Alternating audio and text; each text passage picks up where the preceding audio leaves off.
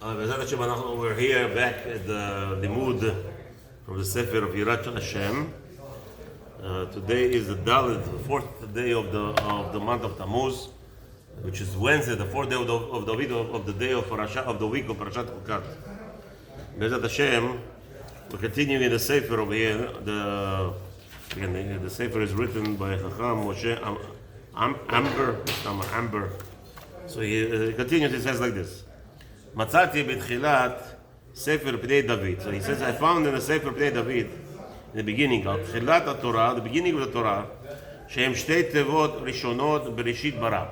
So the two words that comprise the beginning of the Torah, the word Bereshit in the beginning, and the word Bara was created, right? Im Shtei Tevot Gematria, but the two, its own calculating. Shtei Tevot means you take a word Bereshit Gematria. Within its own right, Bereshit is 500, 913, right? Bereshit. Then you take the word bara, it's going to be 203. So 913 plus 203, it's going to be 1116. So im ashtei tevot, so calculate 1116 plus 2 is 1118, will be gematria exactly Shema Yisrael Adonai Eloheinu Adonai Echad. So that's going to be the gematria of Bereshit Bara Elokim. Bereshit Bara will give you the gematria of Shema Yisrael. Okay, what's the significance of it? Shal pi Azor Hakadosh, he says, pasuk zeh ramuz bo shtei dibrot harishonot ma'aseret hadibrot. So this pasuk Shema Yisrael has a hint into it, according to Zohar, the two first dibrot of Asara dibrot. Anochi Hashem Elokecha, and lo yeh lecha bo Elokim acharim, right? Hem Anochi Hashem, v'lo yeh lecha Hashem, shehem shoresh kol ha-mitzvot shebatorah. For the concept, the foundation of the entire Torah is cultivating from these two statements of Hashem. Anochi Hashem Elokecha, that's the one foundation of the world, of the Torah. And the second one is telling you, you shall not have any other gods over me. So those two, he says, Torah shebichtav u'shebal peh. So now these two statements from Hashem, and basically that's the only words. Truly, those are the only two statements that Hashem made to the entire nation, right? As we know that it's not Asara Dibro that he spoke to the entire nation. It was two, and then Moshe Rabbeinu relayed the last eight. But in reality, the nation, the Jewish nation, heard only those two, and so here we see the reason why, Mistama, because Hashem doesn't do anything extra. You don't need anything extra by Hakadosh Baruch Hu. Everything is precise. There's no need, and kola mosif goreya. Sometimes when you speak too much, you just you have diminished the importance of the issue. The more you speak, the less the issue becomes important. So that's one of the significant issues here, the statement that Hakadosh Baruch Hu is pointing out to us, that Anochi Hashem Elokecha lo yeh, and it's already inculcated in the Shema Yisrael Hashem Elokeinu Hashem Echad, which is, by the way, going back to the first two words of the Torah, Bereshit Bara. This is the creation. So again, one is going to the next one. The first two, Asara Dibrot, which is the entire Torah. We're going to go to Shema Yisrael, which is the entire Torah, the whole significance of the importance of it, and so too Shema Yisrael is corresponding back with the gematria to Bereshit Bara, with the two otiyot, the two words, to calculate everything back to that. Gan Torah shebichtav kolel mitzvat aseh or mitzvat lo ta'aseh, rabuz b'pasuk Shema. So if you take a look, the Torah shebichtav gives you mitzvot, right? How many mitzvot there are? Many people make a big mistake. It's a big mistake, grave mistake. They're learning Rishonim and they say, hey, look at this. Ramban, many other Rishonim point out there's only Kiviyachol 613. Rashi, right? 613 mitzvot. It's not true that there are only 613 mitzvot. In reality, the 613 are openly stated to us. What's a mitzvah? Mitzvah is a decree from HaKadosh Baruch Hu. Mitzvah, it's meaning that you hear a command point blank. But in reality, the Agra, he says, there are actually 306,000 plus mitzvot in the Torah. 306,000. What is that? Each letter in the Torah is a mitzvah with Mipnei Atzma. It's not the aspect of learning that you get a command, like we're accustomed to thinking, oh, I pronounce letters in the Torah, it's a mitzvah. We're not talking about that. We're not talking about your reward. And the Gemara definitely did not speak about the reward aspect. He's telling you every word in the Torah is actually a commandment from Hashem to fulfill a certain maaseh. Okay? So that's all cultivated. So can you imagine how many mitzvot now? The Rabbi points out the Torah Shebal Peh, the Gemarot, and all the things that we have written down. There also come mitzvot. It's mitzvah. There are some mitzvot lo taseh, mitzvot aseh. For instance, that if in comparison, the Kol Ha'over al Divrei Chachamim chayav mitah. Anyone goes against the rabbi's statement is already chayav mitah. Somebody goes against Hashem, is he chayav mitah? No, not necessarily. Not every sin against God, a person is chayav mitah. But yet, every sin against Chachamim, with a statement, somebody calls me up, Rabbi, what's the answer to my question? I need to know. So I said, this is the answer. Rabbi, is this a rabbinical prohibition or a Torah prohibition? You hear? Not even realizing that Torah prohibition is less severe than rabbinical prohibition in many instances. Most instances that anybody who goes against Chazal is chayav mitah. If he doesn't have a source from another Chazal who say opposite, the only reason what is the leniency or less of a problem for a person when there is a rabbinical argument? Because the rabbinical argument, it's an opinion of one Rav, the way he learned from his Masorah, the way he learned from Torah Halacha Moshe Sinai, and then there's another Rav, so the way his teacher taught him. So now, in that aspect, you have two Rabbanim arguing. So in that instance, you're not chayav mitah because you're following the way your Rabbi taught you. And it's not a problem, it's allowed. And that's the only element where there is going to be allowance. But against Hashem, the only problem with Hashem, there's nobody arguing Hashem. Nobody's allowed to argue Hashem. Hashem told you, this is the 613 mitzvot. There are no arguments, this is what it is. Now, inside the 613 mitzvot, the fulfillment of them, which is debatable, that is going to be falling under the category of Rabbanan. And sometimes you'll see in the mitzvah itself, when we learn in Chinuch, there will be a pointing out, like yesterday. Yesterday we learned mitzvah in the Chinuch, right? Rambam held that the mitzvah number 509, the mitzvah of making sure that the work in the Beit HaMikdash is divided between everybody, right? And the Rambam says it's a mitzvah doraita actually. The Shomri Mishmarot, right? Each Mishmar, you have 24 families. The whole concept of that, Rambam says it's doraita, and he learns it from this mitzvah. Ramban, which we didn't get to yesterday, was so long, but last night, after I was with my hand, Ramban actually argues on Rambam. It says there's such a mitzvah.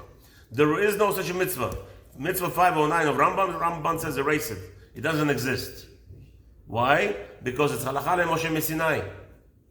Moshe Rabbeinu told us that there has to be families, mishmarot in the Beit HaMikdash, in the service of God is going to be mishmarot. So only Moshe Rabbeinu, how many did he create? You look at the Gemara, he'll tell you, it's talking about 8. Moshe Rabbeinu and Elazar and Tamar, they split Elazar into 4, and Tamar had 4 children, and from there it was split into 8 families. So basically, throughout the years in the Mishkan, only 8 families of Kehunah was performing all the job in the Beit HaMikdash. Then came David and Shmuel. They split it into 16 and then 24. So you see what? That it's not openly in the Doraita that tells you that there is Mishmarot split. So Ramban says it's Halakha le Moshe Sinai. Now the question is, Halakha le Moshe Sinai, is that Doraita or Rabbanan? You know what's going on, the element? So now, so you see that there is a discussion what to be on.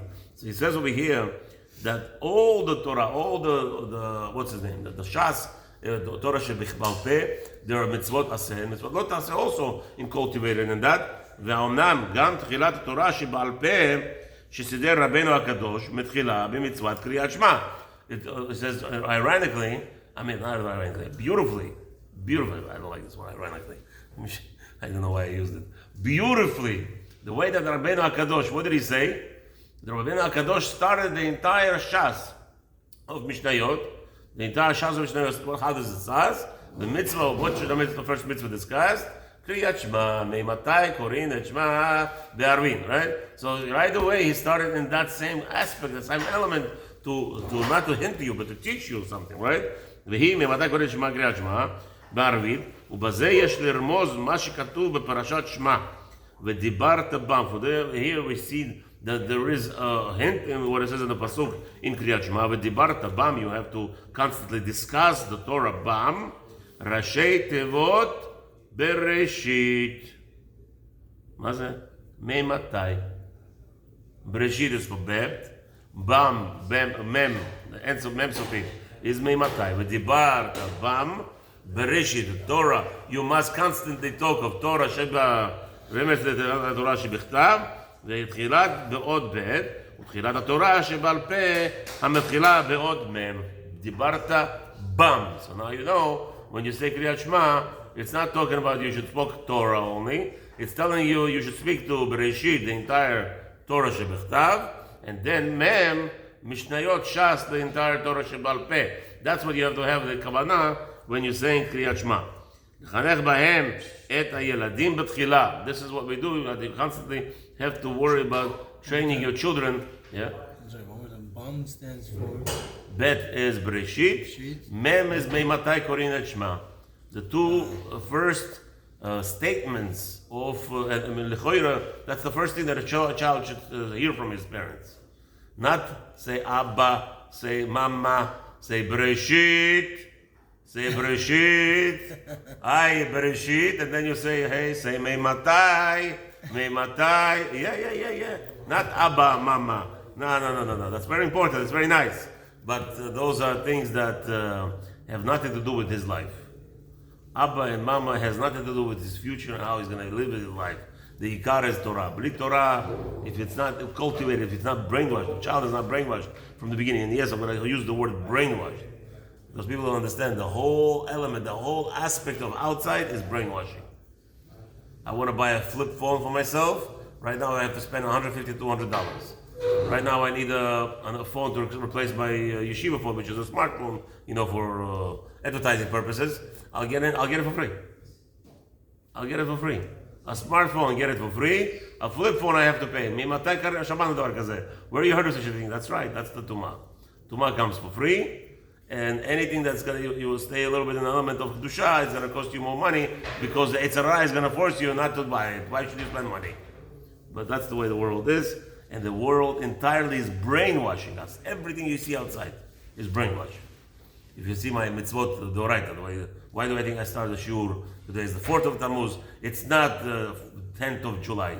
There is no such a concept of 10th of July. People don't understand that. It's all illusion. 10th of July is an illusion. Today is Wednesday. It's an illusion. It's not. It's neither of those two. Neither. Not 10th and not Wednesday. It's what? Today is Dalet Tammuz, the 4th of Tammuz, and it's Yom Revi'i Parashat Chukat. That's all there is. That's only the dates that people should know. That's why all my shurim are constantly, again, repeat it. Hopefully it will get into me also, because but Baruch Hashem, I don't know the English date mostly.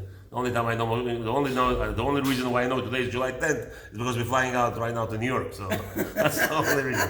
I usually don't know throughout the whole. I'm like, I know that Erev Rosh Chodesh I have to pay my video guy, Erev Rosh Chodesh, and the only thing is I know Taka, one of my donors donates every 9th of the month, of Bagoish month, or whatever. But that's corresponding to almost at the same time around the Rosh Chodesh, and that's how I pay my bills. Okay. ולכן תורה שבכתב שהיא עוד בית רמוזה בתחילת ספר בראשית. How? That's the bet. the letter bet. אינמי טעם שהתחילת התורה בעוד בית כי העולם נברא בצורת עוד בית. The world is created in the image of the letter of bet. So what does that mean? There's a whole big discussion now, right, Baruch Hashem? The Gemara says we should not be delving into it. How the world is created, what's in the world, how, where, what, when, and how. So according to the Goyim, the world is round, and the sun goes around, and right, the world goes around the sun, and the whole nonsense, all the baloney, it's everything false. Everything is false. But the question is, what bet? The world is created in the image of bet. שהוא פתוח בים מצד צפון וסגור ביבשה משלוש צדדים האחרים. Oh, so this is beautiful. He's actually confirming the world is flat. What's known to us. So he's saying the way it's designed is you have earth, which is like a bed, and the ocean, which is like the opening part. So you have three walls of the bed and the ocean, so it's all open. And in reality, that's how the world was created. Now, what happened was that there was a separation between the earths. There was, if you take a look, even now the scientists they're confirming that all the earth are puzzle. It's a puzzle. If you combine it all together, it's one piece, except for one element that's sticking out. They're saying, which is what? Rome, Italy. Italy is not part of the initial creation. When did Italy come from? You know what I'm saying? You learn the Masechet Barachot, no? I didn't finish it. So what happened was that Shlomo Melech married daughter of Paro. So when Shlomo Melech went against married daughter of Paro, that caused a big tumult in the world, and actually the Churban Habayit was created that moment. That moment was the creation of destruction of Beit HaMikdash. And it says over there that Malach Gabriel took a spear and he stuck it into the ocean, and that spear gathered, metal gathers into it. Anything, you put this over here, you come back after a few months, and all the dust will be gathered here. Right? Why? Because it's there, it's protruding, and it's like there's some kind of force that's drawing into it. So that spear actually grew earth, and that's how Italy was born. Rome and everything, and that's where from there came the Churban Habayit. It had to be something that's out of this world to destroy that's something that's so holy like that. It cannot be part of this world, and that's why a lot of people get upset. I don't know why they get upset. Somebody tells me, "Hey, this Rasha, he opened the shul right next to me." I said, "What do you mean he opened it? Why is he Rasha?" No, how dare he open the shul next to my shul? He's taking away the clients, or he's taking away the people mitpallim, the kosher minyan.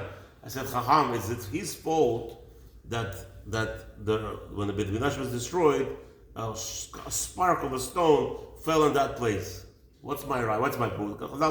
Wherever there is a Beit HaMikdash, that's where the spark of Beit HaMikdash fell. So now the fact that you have a shul next to each other, and you have 15 shuls next to each other, to tell you what, that there was 15 sparks that fell there. So whose fault is that? He doesn't know. The guy he might think that, you know what, this guy is I don't know, he's a fake rabbi. I want to open up a shul, teach people properly. He is going to be a new shul, and everybody's going to come to me. And so he has his own alternative motives. But HaKadosh Baruch Hu has his purpose.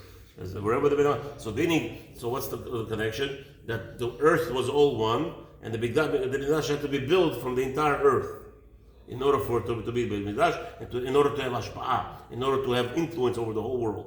And that's what Beit Mikdash was. What happened was now, Malach Gabriel, he stuck a spear, gathered, and it's all kiviyachol, new creation, new land. Now the people, the creatures of the inhabitants of this new land, came with the ferocity and destroyed it. That's the only way you could do it. That's the only way he was able to do it. Okay. So now let's continue. שהוא פתוח בים בצד הצפון. So he's telling us how the world is created. Okay, over here we're gonna end, right?